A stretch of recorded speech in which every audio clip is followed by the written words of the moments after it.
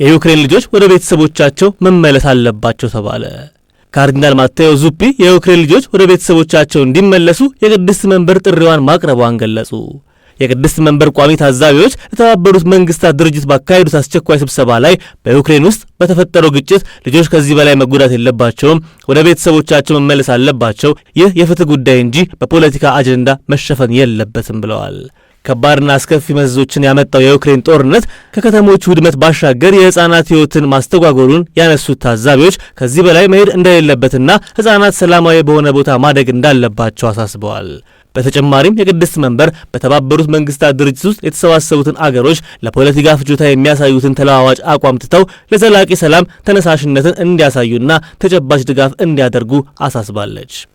ይህን ተከትሎም የተባበሩት መንግስታት ጉባኤ በ91 የድጋፍ በ12 የተቃውሞና በ57 ድምፅ ተአቅቦ ለሩሲያ ውሳኔውን አስተላልፏል። ውሳኔውም በግዳጅ የተዘዋወሩ ወይንም የተባረሩ የዩክሬን ህፃናት በሙሉ በአስቸኳይ በአስተማማኝና ያለምንም ቅድመ ሁኔታ እንዲመለሱ የሚል ነው።